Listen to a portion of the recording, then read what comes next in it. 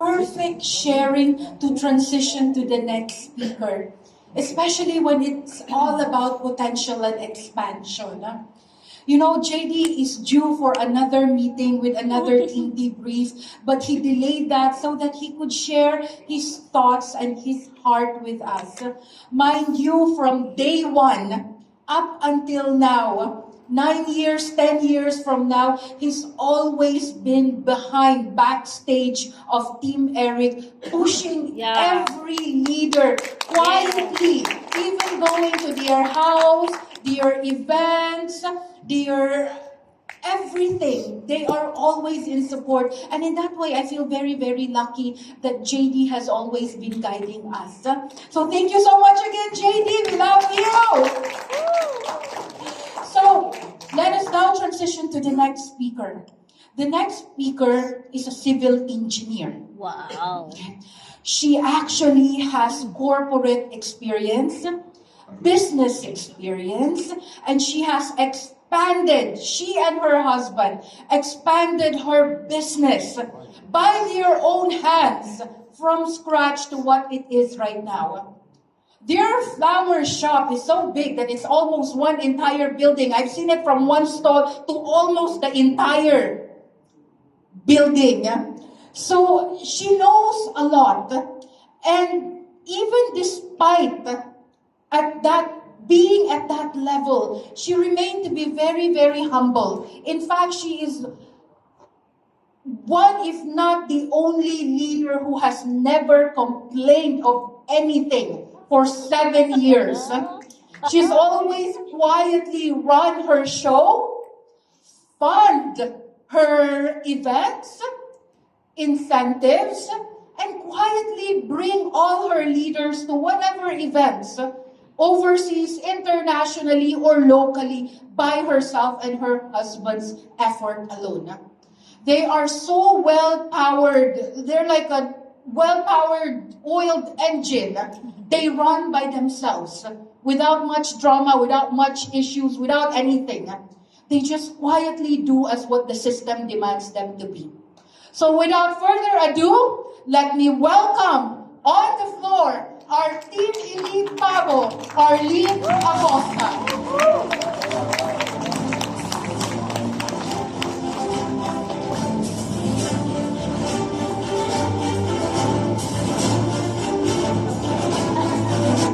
Good morning, Thailand! Yay! Mabuhay! Mabuhay!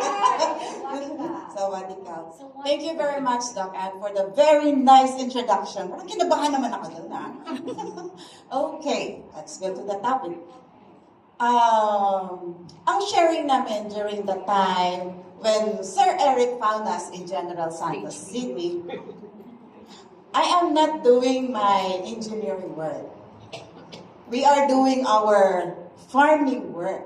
We became farmers because we have a flower shop in Iloilo. We are planting flowers in the mountain of Mindanao. So, when Eric found us in that restaurant, I told my husband, let's try. We'll go to the OPP. So, after that, we bought one bottle only. So meaning, no need to buy the whole set. Kasi at first, we are skeptical if it is true or not. Diba? Lahat tayo experience that. So, my problem is I cannot sleep early for more than 5 years. Because maybe of my menopausal mga symptoms. Diba? So when I took the pure tear, it took me mga 3 days lang. So I slept at 8 p.m. na. So usually I slept mga 1 a.m., 2 a.m. So kung wala kang tulong, if you have no sleep, of course, what will happen to you in that day? Of course, you are dizzy. Always dizzy. I cannot walk with my own self. It's so embarrassing at my age, I am just 45 or 47 that time, to use tungkod, a cane. Tama ba, Dukan? Yeah, tungkod. So what I did, my husband is my tungkod. So kung come here, that kung maglalakad kami, if we go to the mall, I hold his arm very tight to the extent that sabi niya, ma, dito naman sa kabila because it hurts already. Because there is force. Because I'm afraid to fall. So that is how Pure Tear Placenta is very good because 3 days lang naayos yung aking problema, my problem. So what we did, we are not salespeople. We are farmer, I am engineer, and we have only flower shop in Iloilo back then. But then because of my experience, sabi ko, this is something big for me. Though the problem is, for some, is just small or little, but the fact na yung problema, the problem has solved, malaking ginawa. Yeah. Isn't it? Malaking ginhawa. For me, it's really big. Sabi ko, people should know this product. Sabi ko ganun. Because I have experienced it. So the next thing we did, uminom muna ako. Then, that was December of 2017. And 2018 came. January 2, after New Year, January 2, pinuntahan na lahat namin ang mga friends, kamag-anak, and all. But before that, Eric nga, dinala kami sa Malaysia. And after that, we have a debrief in one of the hotel room. So we don't know anything about Riway business, Riway system, because we just started. Sabi ni Doc Ann was explaining about the marketing side, about the encoding. Kailangan daw, we should need only 4 sets to encode sa isang araw. Tinignan ko yung husband ko. Sabi ko, 4 sets, bakit ka konti? Yabang no, pero in me, wala akong alam. Sabi ko, bakit 4 sets lang? Sabi ko ganon. So what we did, pagbalik namin sa Gensan, pinuntahan lahat ang mga kakilala. And I told Doc Ann, sabi ko, Doc, do you have 10 sets? The next day, 5 sets. The next day, I think 7 sets. Ganon. Sabi niya, where did you all get this? Sabi niya ganon. At ako, I have no idea kung bakit yung mga pinupuntahan naming tao, 1 set. Hindi namin kilala ang 1 bottle during that time. I have a cousin who has a sakit sa heart for, pacemaker. Kumuha siya ng 1 set, pero hindi natuloy ang pacemaker niya. I have also an aunt who is stage 2 in jejunum cancer. That's the small intestine cancer, which is very rare because small intestine should not have cancer because this is an alkaline environment. So cancer cannot thrive in an alkaline environment. But then again, he has a jejunum cancer in a small intestine. So she took Pure Tear. Up until now, she is alive for more than mga 7 years na. She should have tanning of 3 months yata, 3 or 6 months. Up until now, she is alive. So, sabi ko nga, this is really, really very good. Sabi ko gano'n. And then on the next month, we flew to Bohol. We flew to Iloilo, to Manila, and to Pampanga. Pinuntahan namin lahat yan. Why? Because sabi ni Daddy, 90% of our earnings should be back to our business. We did not consider it as expenses. We considered our expenses as investment. Kasi in our business, we should have investment. If you invest a little, so what will happen? Di ba kukunti?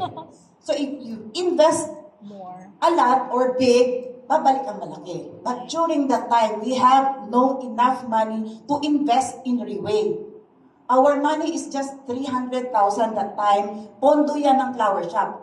So meaning to say, if I use our money sa flower shop, our flower shop might collapse. Kasi wala na yung pera. So I studied the system, kung paano kumita and all, because of Doc Ann has taught me. And then it took me mga 1 week to study if the business is good. So, nung napatunayan ko sa sarili ko na it's good, then sabi ko, we'll do it. Sabi ko sa husband ko. So, we did. Wala kaming pera, but we have resources. We have a farm, a 2-hectare farm, full of grown-up mangoes and coconuts. Ina-harvest na yon. We sold it for just only 700,000 pesos. Masyadong mura. But then again, during that time, we need money to invest. So, walang dala-dalawa na kami. Sabi ko, straightforward ang tingin namin.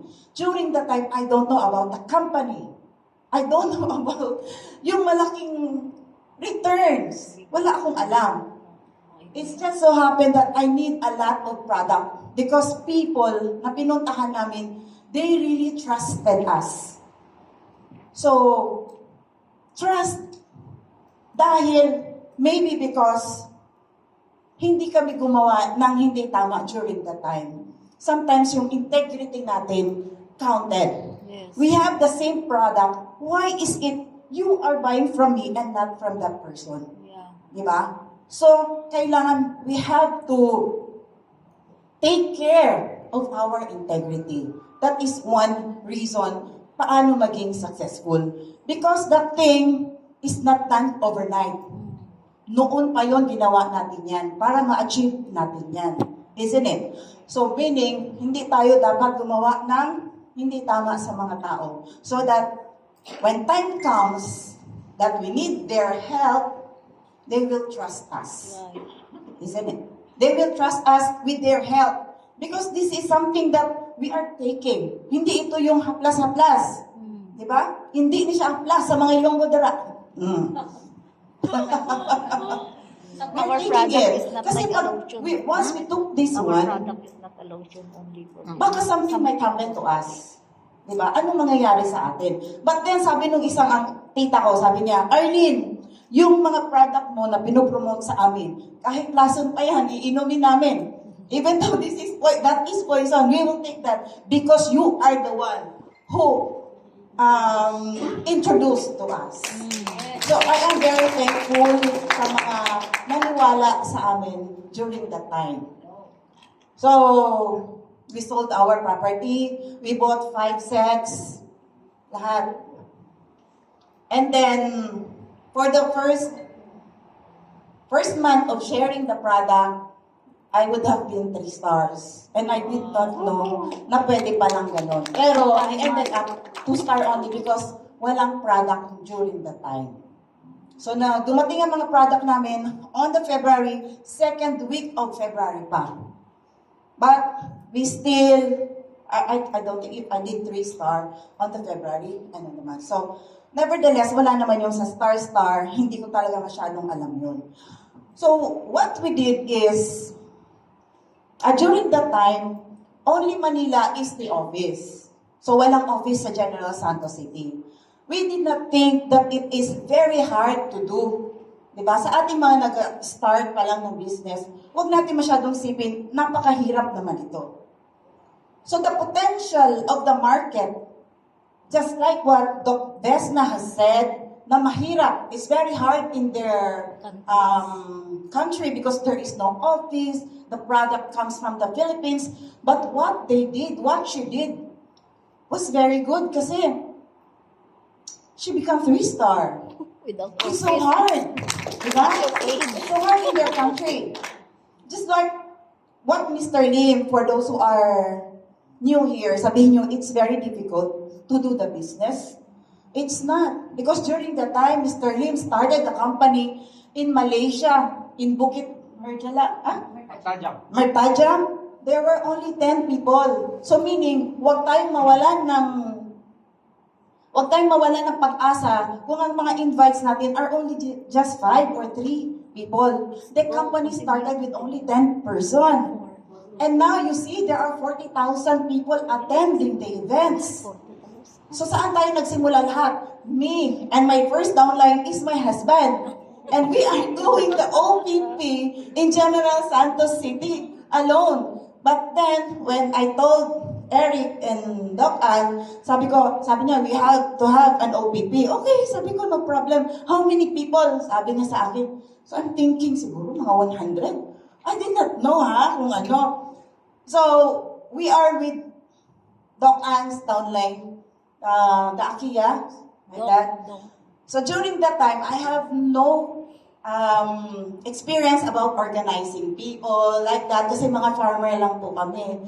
So what I did, sabi ko gano'n, nag-invite ako ng mga lahat pinuntahan ko. I invited my kilala, my classmates. I told them that it's my birthday, even though it's not my birthday, yung mga mahirap.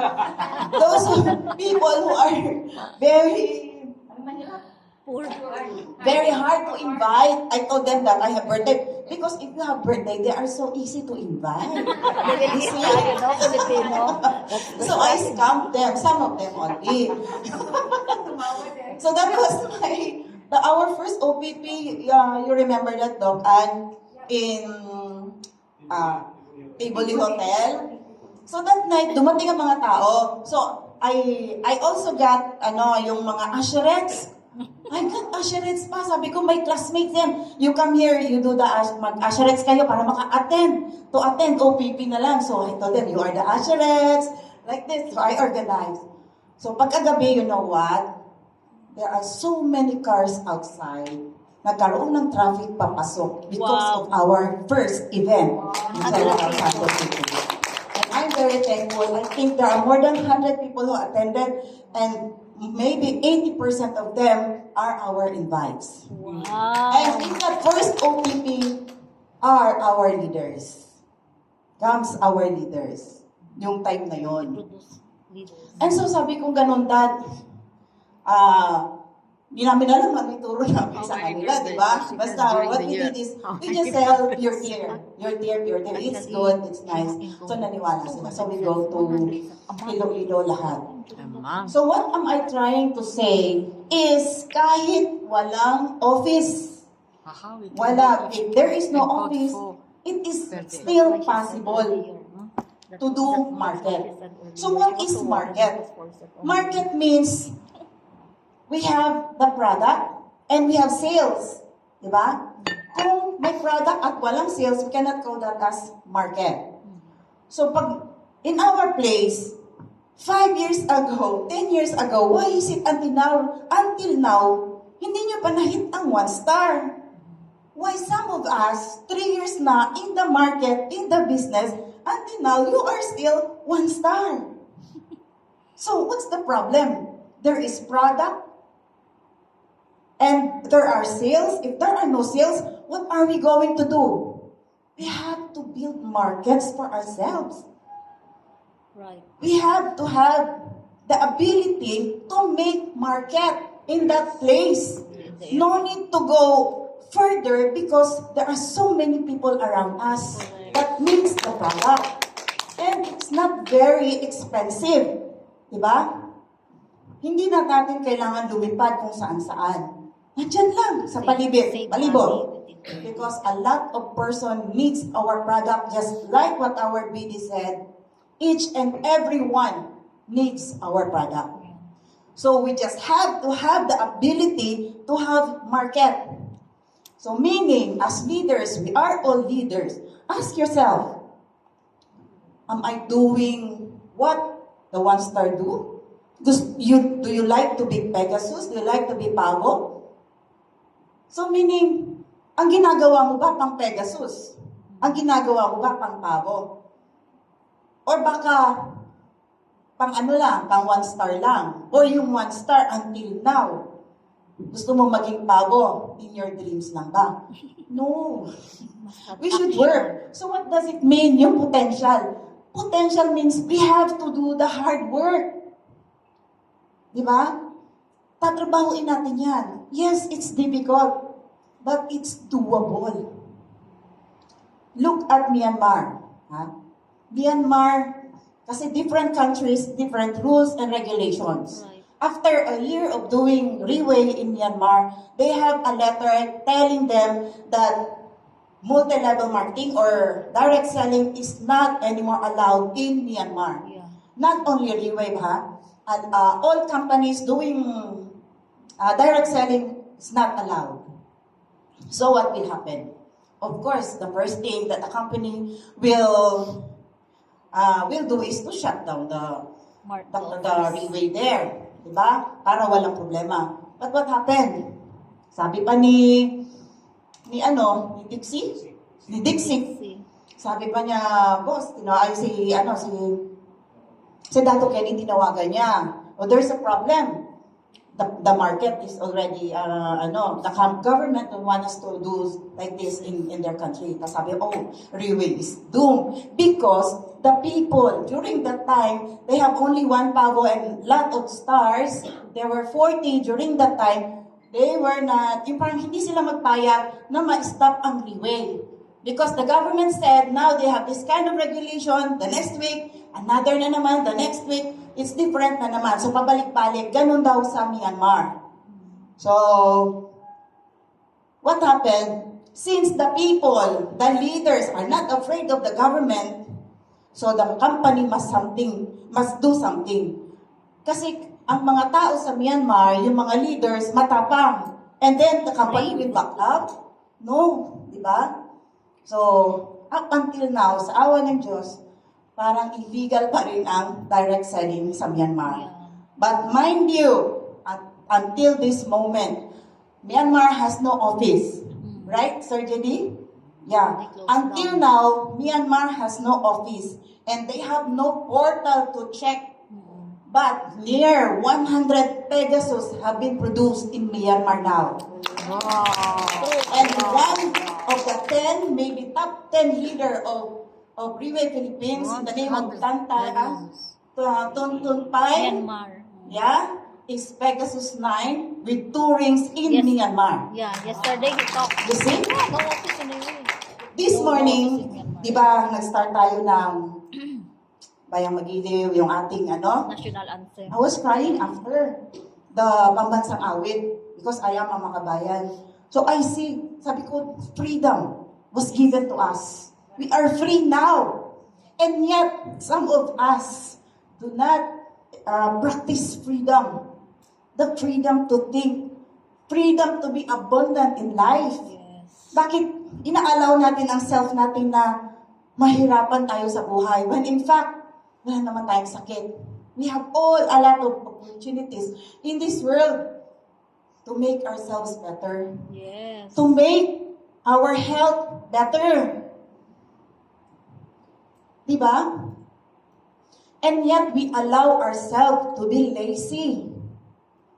Why? We have to know our why. We have to know our purpose in living in this world. Yes. What is our purpose?